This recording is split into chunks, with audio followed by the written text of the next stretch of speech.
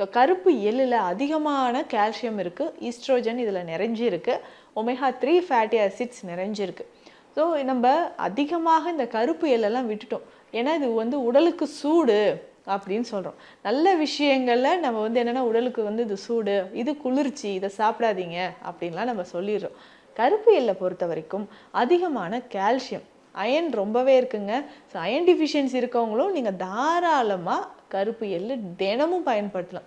குறைந்தது 20 கிராம் எள்ளாவது ஒருத்தர் நம்ம சாப்பிடணும். அடல்ட்ஸ் ஒருத்தருக்கு 20 கிராம், 15லிருந்து 20 கிராம் கருப்பு எள்ளு ஒரு நாளைக்கு பயன்படுத்தும் பொழுது உடலில் நடக்கக்கூடிய மாற்றங்கள் நிறைய, அதாவது கால்சியம் டிஃபிஷியன்சி இருந்தாலோ இல்லை நிறைய பேருக்கு ஹேர் ஃபால் இருக்கும். கால்சியம் டிஃபிஷியன்சி இருந்தாலே ஹேர் ஃபால் வர ஆரம்பிச்சிடும். உங்களுடைய நகங்கள் எளிதில் உடையிற மாதிரி இருக்கும், பற்களோட அமைப்பு மாறுபாடு ஏற்படும். ஸோ இந்த மாதிரி நிறைய விஷயங்கள் நடக்கும். இதை சரி செய்கிறதுக்கு உங்களுக்கு கால்சியமை பூர்த்தி செய்கிறதுக்கும் கருப்பு எள்ளு ரொம்ப ரொம்ப முக்கியம். அதை நீங்கள் எடுத்துக்கலாம்.